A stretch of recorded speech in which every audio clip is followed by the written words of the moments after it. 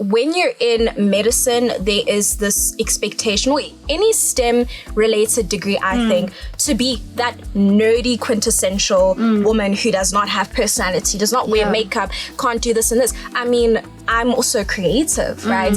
And when I was in high school, everyone thought, oh, you're going to be like an art teacher, you're going to be an English teacher. And I said, I'm going to be a doctor. And everyone was like, what? And even now, like, people are like, wait, you're studying medicine? So, what about the blonde hair? What about the... And I'm like, you can be multifaceted. Exactly. You don't have to limit yourself just because, oh, you're in a STEM degree as a woman. Now you have to look like this. You have to behave like this. You have to be like this. I feel...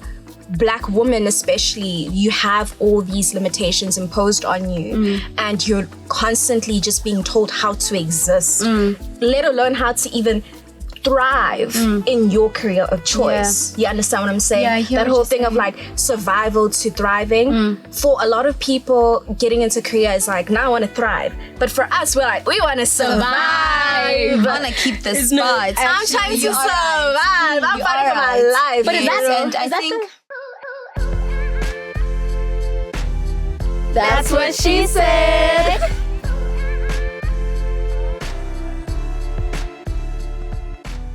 Yo, how amazing is Zozibini? She is such an example, and I constantly go back to her words about taking up space.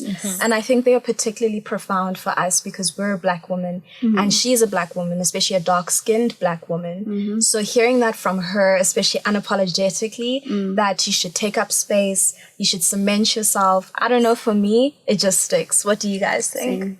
Iconic. She's basically breaking barriers and she's breaking narratives of who Black women should be. And once again, iconic. Iconic. That's what she said. That's what she said. Welcome to another amazing episode on That's What She Said. Today's episode is going to be about breaking barriers. The lovely Iviwe has already touched on it a bit. But before I proceed, I want them to introduce themselves personally. Let's start with you, Iviwe.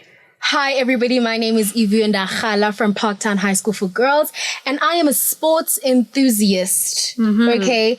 And I am doing this because I think it's important for us as women to break barriers in everything possible. Right? And that's what she said. And that's what she said, girl. And how about you, Palesa? My name is Palesa, and I am currently a final year student at the University of Johannesburg. I'm majoring in journalism, and my passion is sports journalism. And I think that's also why I'm part of this amazing panel of women, is to really be a representative in that field and break barriers to show other girls that you can actually be a journalist, but also be passionate in a male-dominated industry. So yeah, period. I honestly share the same sentiments, but of course in a different sort of field. I don't know if it's obvious you know, Zata Suela in the making, which was previously a male-dominated space. And even today, you don't really see a lot of Black females in this space, which is quite sad. But I'd love us to just touch on that a little bit more, about the fact that we don't have as much representation and how that also in itself forms a barrier. Because if there's no familiarity in something, then you're more likely to get into survival mode when you actually do take up that space. You're like, oh my gosh, like there's no one here who looks like me. What do I do? Twins and Jan, you know? Yes, yeah, I think that's very important. Vision is everything. And so when you see yourself, conquering something, it's also important. You mentioned survival mode. So, we kick into that survival mode naturally because as human beings, when you haven't really experienced something for the longest time, your mind wants to latch on that, and so if I get an opportunity in the sports arena and I'm a journalist, it's very easy for me to be like, okay, this won't happen again. I need to keep this for myself. But no, when you are like what Zozibini said, that it's important for us as girls, as women, to be leaders. It shows other girls from Ekasi, from the township, that, hey, okay, Palesa has done that. I'm also able to do that. But Palesa has to have vision to be able to lead and to, in fact, carry the baton, you know, and multiply herself so that other girls can see that, okay, this is actually possible. So I think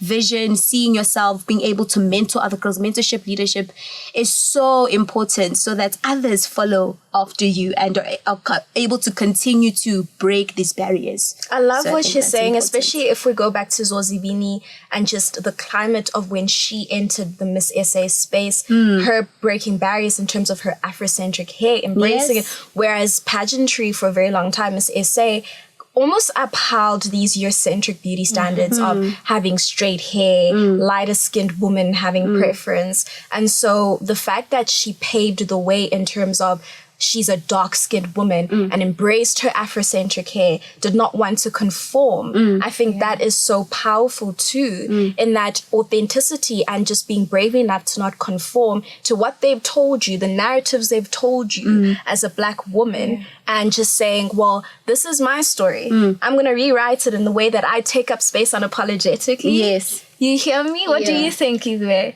I think she has influenced women in general. Like, she has influenced generations and pageants after to embrace their features, whether it be their hair, whether it be other feature, no hair at all. It's just embracing it themselves. And it's just not even in the pageantry industry, also in being a doctor, being an engineer, being a mechanic, being a construction worker. I think we as women just genuinely need to take up space. I love how you mentioned other fields like being a doctor, mining, engineering, and the fact that they are also considered to be non-traditional roles for women to step into. However, do you guys think that getting into these non-traditional jobs almost requires you to trade your femininity? Because it's almost as if you have to now be masculine, assume a more masculine temperament in order to be taken seriously. I mean, I find that when I'm in hospitals, sometimes I feel as a Black woman, I now almost have to be a little bit more assertive because otherwise they're going to look at me and think, what is she doing here? You know, so it's like almost like a built-in reaction that you have. But then at the same time, I personally think we should be able to still maintain our femininity in these spaces. Why do we have to trade? Why do we have to do this trade-off? Men don't have to trade off their masculinity, or they have to be in a certain way for them to be taken seriously. Have you guys experienced something like that in terms of your sports, in terms of being in high school? I can't say much because I'm in an all-girls school, right? But I feel I see the way things are in general. But that, okay, cool, if you're not fit enough or if you don't look a certain way, that you're not respected, kind of, you know, in that industry, you know. And I think in general, also you're Dr. Betty. You're right. You're Dr. Betty. Oh, she's been on my TikTok. You've been lurking, girl. You are Dr. Betty, right? And do people look at you differently? Of course, I think when you're in medicine, there is this expectation, or any STEM-related degree, I think, to be that nerdy, quintessential woman who does not have personality, does not wear makeup, can't do this and this. I mean, I'm also creative, right? And when I was in high school, everyone thought, oh, you're going to be like an art teacher, you're going to be an English teacher. And I said, I'm going to be a doctor. And everyone was like, what? And even now, like, people are like, wait, you're studying medicine? So, what about the blonde hair? What about the... And I'm like, you can be multifaceted. Exactly. You don't have to limit yourself just because, oh, you're in a STEM degree as a woman. Now you have to look like this. You have to behave like this. You have to be like this. I feel... Black women especially, you have all these limitations imposed on you and you're constantly just being told how to exist, let alone how to even thrive in your career of choice. You understand what I'm saying? That whole thing of like survival to thriving. For a lot of people, getting into career is like, now I want to thrive. But for us, we're like, we want to survive. I want to keep the spot. I'm trying to survive. I'm fighting for my life. But is that the right narrative, though, to be thinking about it? No, like, I don't think it is. I mean, we mentioned it earlier, of course, but I think with limitations is that girls should be inspired and they should know that you can do it all. Right? Like, you don't have to just be, like, for me, I don't want to just be a sports journalist. I'm also in the arts. So I would also like to break barriers in that, you know, in that field. And I love singing, and, you know, so you can literally do it all. And that's what she said. That's what she said. Yes. I think that's so important to just have this positive outlook as well, because I know, Iviwe, you're trying to touch on that it's very discouraging when you're told that, oh girl, sure, you made it, but you're gonna have to fight for your life, you know. I think it's very important to have a positive outlook regardless, and just tell yourself that this is such an amazing opportunity. I'm going to make the most of it. Yeah, sure, nothing worth it is ever going to be easy, firstly. But of course, it's a lot harder in our context. Yes. But I just think having that positive outlook is also so important. Yes. How you gear your mind, perspective, mindset. Mindset I is mean, so powerful. even for me, it's been carrying me, just the way I frame my mind to tell myself that I'm going to succeed regardless. Yes, you have to renew your mind. Right? The mind is so powerful. Literally, whatever you set your mind to will determine if you succeed or not, if you are immobilized or not. So we also need to understand that even when we break barriers in those non-traditional fields, that we teach the girls that are coming after us that you need to constantly renew your mind about who you are and why you are there, you know? So yeah, the mind is very powerful. I love how we're already touching on solutions, because when we have these conversations, sometimes they tend to be very daunting, very discouraging. Like, oh my gosh, like everyone's just always talking about the problems in the world, the problems with this, the problems with that, all these barriers. But I think it's important to talk about how do we break through the barriers, right? Because there is a way. There's always a way. Where there's a will, there's a way. And so we need to talk about that. How do we break through the barriers? Because there's a way, you know. What do you think is going to be your approach to breaking through barriers if you ever venture into sports? The way that you say that you have this, you know, interest in venturing into sports. I won't lie, I'm a thug it through. You might. She's a real That's what she said. She will thug it through. Because is there really a way to actually venture into such industries until you actually do it? Because as of right now, I'm not currently, because you are doing it. It makes sense for you to answer this question. But I don't know as of yet. That's my honest answer. But I'm a thug it through and hoping that I don't have to fight any people in the way. You know, I'm actually thinking about, speaking about sports journalism, I'm thinking about this friend of mine. She literally was like, my dream is to document football, right? I love football, and I'm going to take pictures. I'm going to go there with my camera. I don't care what they say. I'm a thug it through. And now she's on the news, you know, for her amazing work. And I think she is exemplary. She is showing people that sometimes you don't really have to have it clear cut in your head. You just have this dream. You show up and you never know. You know, a lot of the time it actually just works out because our dreams actually carry us a lot more than we realize. You know? So we just have to do it. It's so important to be fearless. Like, you have to be fearless. Fear. I love that word, fearless. Fear will just, like, it will immobilize you. And it's so important to knock on those doors and be, you know, be shamelessly persistent. Right. Really, you're have just to dropping those. I love these words. That's what she said. Shamelessly persistent.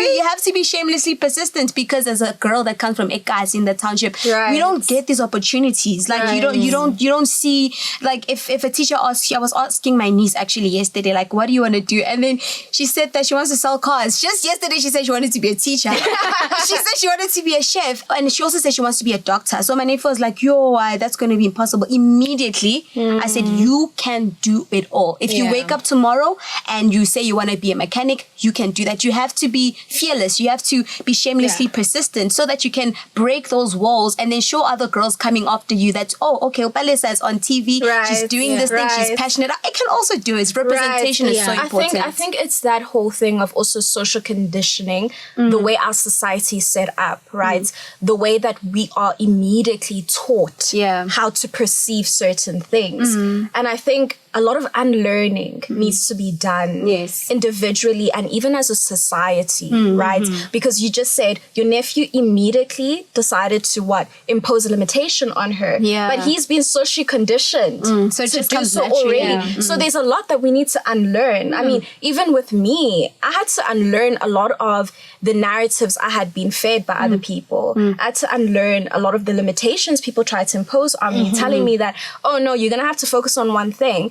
I mean, I wouldn't be sitting here with you. I wouldn't be sitting here with you, ladies, if I had So I think a lot of unlearning needs to be done. It's important. Right. Of the mind, I think we also need to stop telling women to begezela. Because if we're going to begezela all the time, really, what exactly are we doing? Right. You know?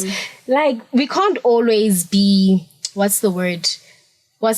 Settling. Thank you. We can't always be settling for less or settling for what society has been like. Okay, cool, you're a woman, a black woman at that. You have to stop there, Miss Like, aim high, but this is the bar. Yeah. Actually, we're gonna cap you here, right?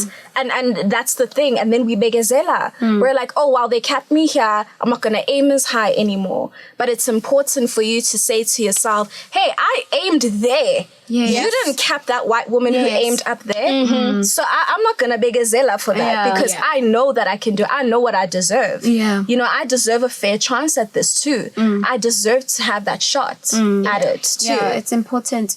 Like, I don't know, I can't say this enough. You know, when you get an opportunity, capitalize on it. You know, like this is an opportunity, you know, and for me to get into that, you know, it's like, okay, I understand the struggles. Okay, but then being here, what am I doing to make sure that the girls that I mentor from the township know that this is possible and that, you know, it's a thing, you know, so it's very important to not allow limitations to define us. And, and just that, it goes back to what you were saying. There's so much power in familiarity, power in numbers, power in replication, that once you achieve something, you've capitalized on an opportunity. Okay, Pela, let it not stop with you. Let it not end with you. Manje, you're the superstar now. You're gatekeeping. No, we can't pay it forward. We can't be gatekeeping. Tell the next girl. Tell the next girl how you did it. Exactly. You know, mentor her. Formula. You know, show her the way. And just because begunzima for you, because I know there's people who are like, hey, it was so hard for me. Why does she get it easier? But I think we need to let go of that mentality. This thing of we love to celebrate hardship, glorify hardship and suffering in the black community. And I think we need to just make things easier for the next person, because why not? We need more of us representing us. You know what I mean? We had obviously our great parents and our parents who, you know, had to, you know, struggle through our past, you know, and they've made it easier for us. And so we also need to make sure that we continue to break barriers in non-traditional places and we make it easier for the next generation. Because I just think it's only right that we thrive. No more this thing of we're just surviving. No, we're thriving. No, we are that's doing what's it. next for us. That's what she said. That's what I say. That's what, you know. Because, we genuinely need to change our mentality as a society in general, not just as black women, not just as black men, just everybody needs to change. I agree with that. I think even with me, just now that I know that it's possible for me to be in this field, I mean, I'm a first generational doctor in my family. No one else is a doctor. No other black female is a doctor in my family. I just think it's going to be so important for me that the next woman in my family who wants to get into this, I encourage her, you know, and I tell her that she can do this, you know, and I just mentor her, be the woman that I needed in this journey to her. That's what she said. Welcome, Charlene. It's so lovely to have you with us today. We are super excited to find out about the work that you do. I personally was very fascinated about Safari Rally because I'm not too familiar with it. And I love to learn about things that I'm not familiar with. And, you know, the things that you like about it. Have you always wanted to do this? Like, can we just get a picture of how Charlene came into this space, you know? Okay. Thank you. First of all, thank you so much for having me. What you guys are doing is amazing. So how I got into this. the World Rally Championship has different circuits all over the world, and Kenya happens to be the host of one of those circuits called the Safari Rally. The Safari Rally has been in existence for 70 plus years now. But Kenya wasn't a part of the circuit for some time. So it took a break for 19 years due to safety regulation issues, and it came back in 2021. And that is when I got involved in it. And motorsports photography isn't your conventional type of photography. Number one, you're outdoors in dust or in mud or in rain or scorching sun. You're dealing with speed, you're dealing with adrenaline, you're dealing with danger in terms of like a car can roll off the circuit at any point in time. So there's a lot of safety regulations that take place. You go through a briefing as a photographer as to the distance, the circuit between you and the circuit. It's fun. It's fun. I enjoy it. I'm an outdoor person, so I really, really enjoy it. Yeah, there's lying on the ground, there's climbing on trees for a shot, there's getting water splashed on you. It's just so much fun. I really enjoy it. That is that is crazy for lack of a better word. Maybe it's because I'm like a princess type of girl. I can't imagine myself. Wow. I'm not going to, for lack of a better way to get, you're a badass. You're a badass. A body. Thank you so much. When I went to university, I had no idea that this is where I'd end up. Because I started with accounting, believe it or not. And I interned as an accountant for about 3 months just to get the course over and done with. But I realized I can't do this for the rest of my life. And so I stumbled across a youth program that was going on at the time called Youth Film Platform, where they were teaching independent filmmaking.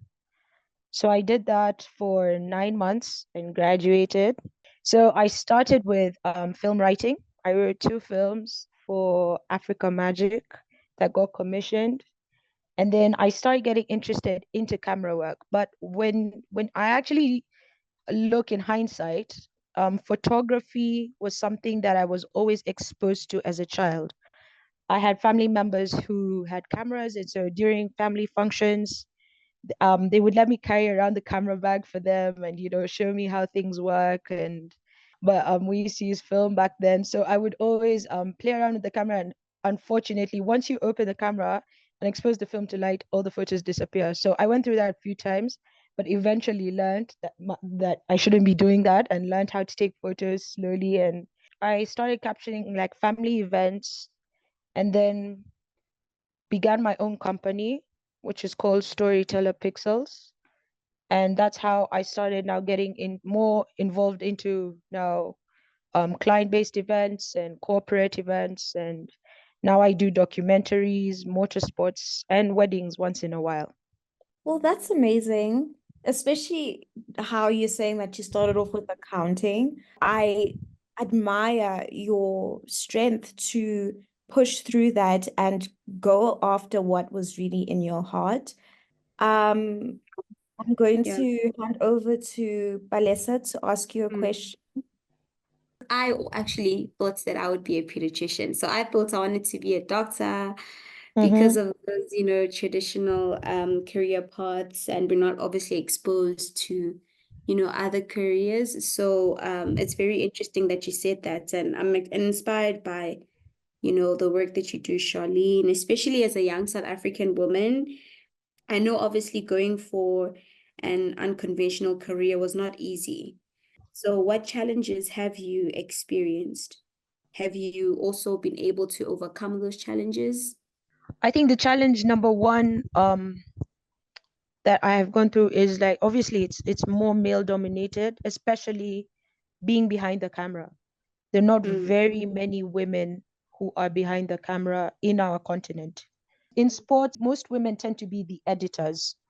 So they actually get more encouraged when they find the photographer was a woman. And now they even tell you like the type of stories they're willing to write and things like that. So it kind of helps you guys come together and create and create together. The community is growing. It's slow, but it is growing. it is growing.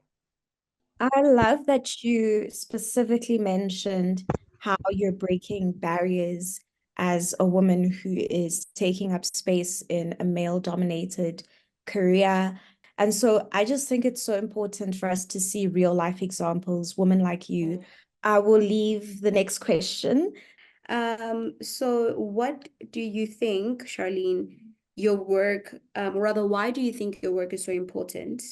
And why do you think that there are more women out there that actually should boldly show up in these spaces as you have, because you said that it's obviously not a traditional field.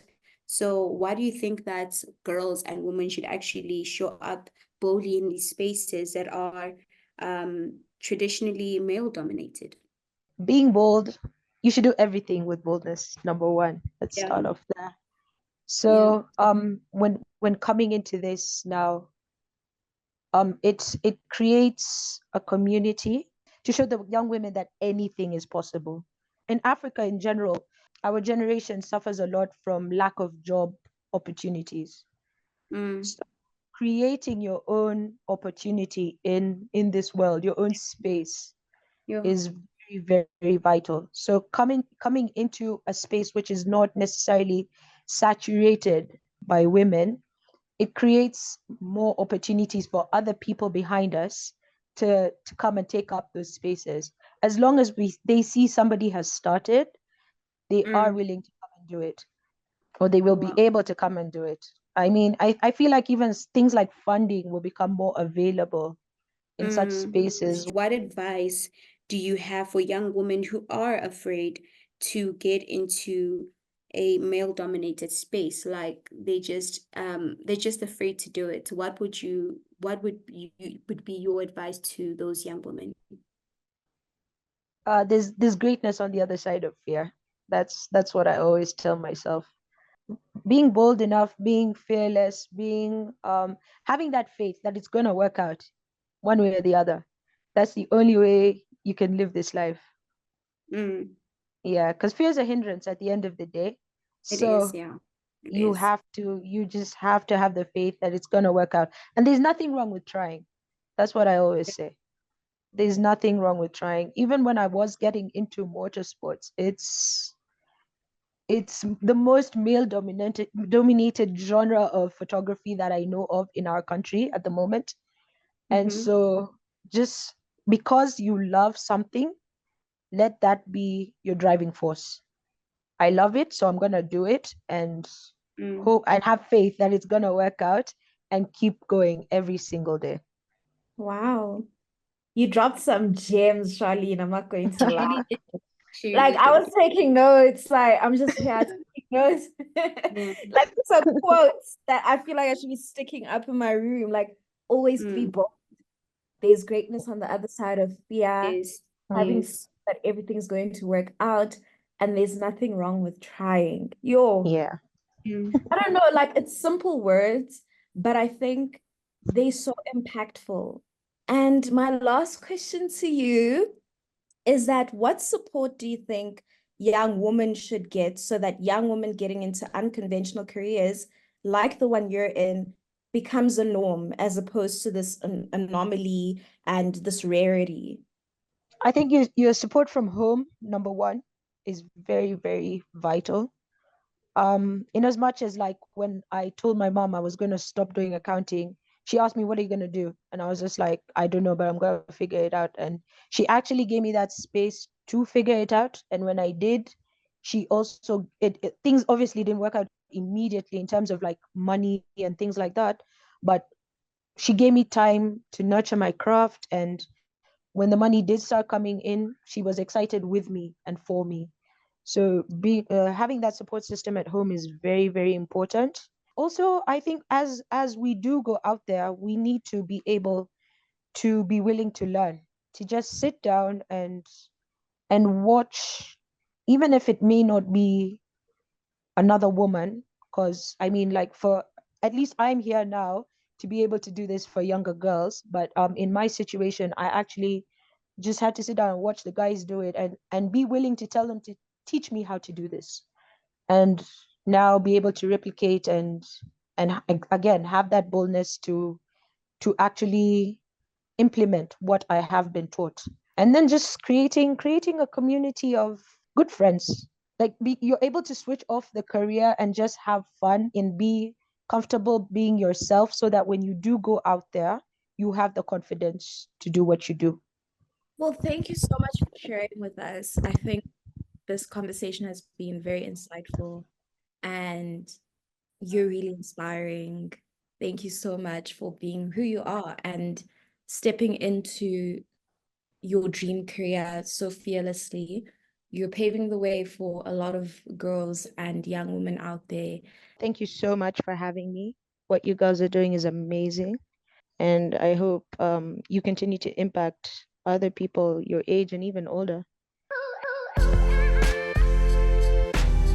That's what she said.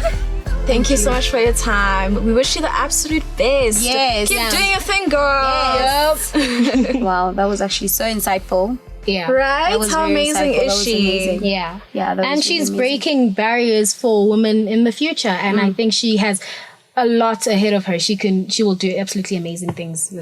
But speaking about that, I just wanted us to talk a little bit more about what it actually looks like to get into these male-dominated fields as a Black woman or as a woman.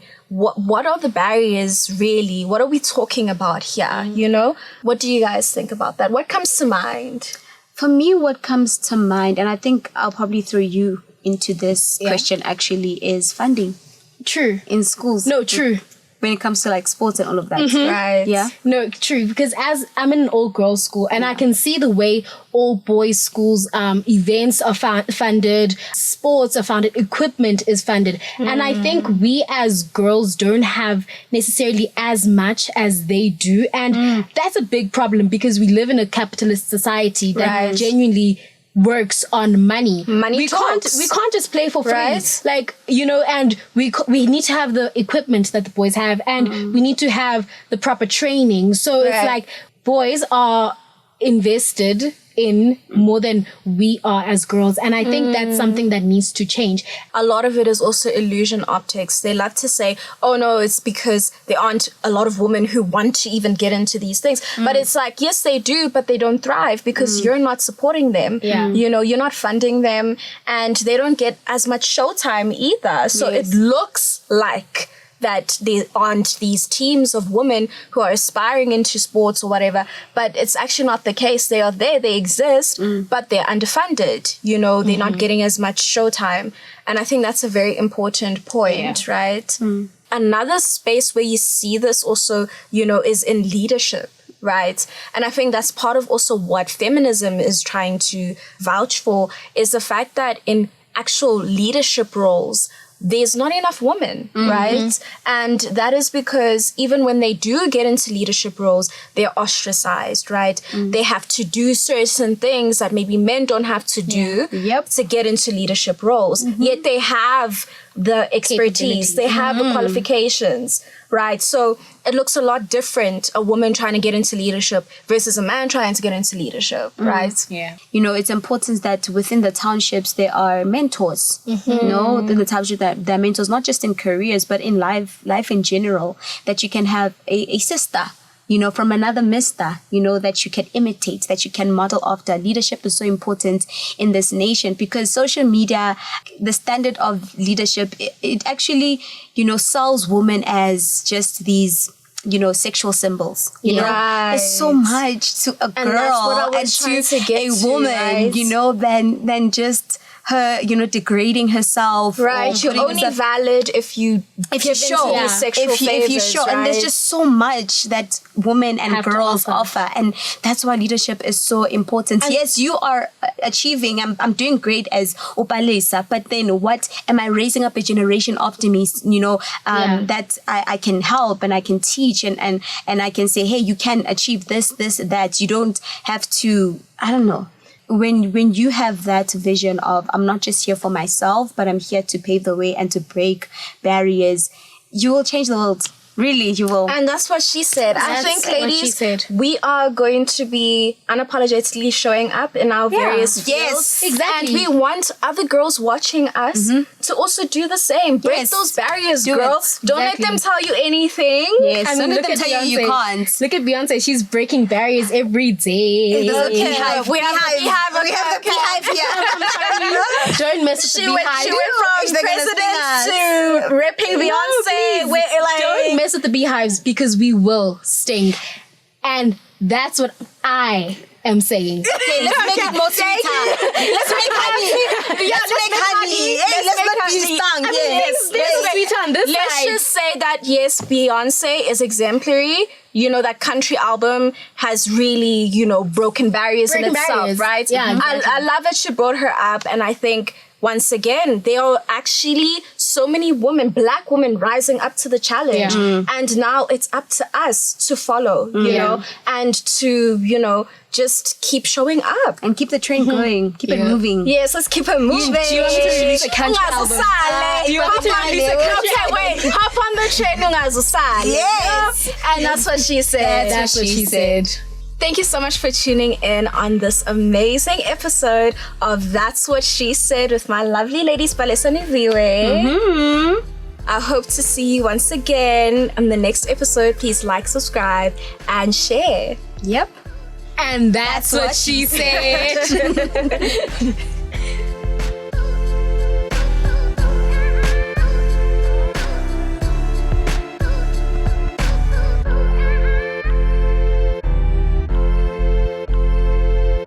That's what she said.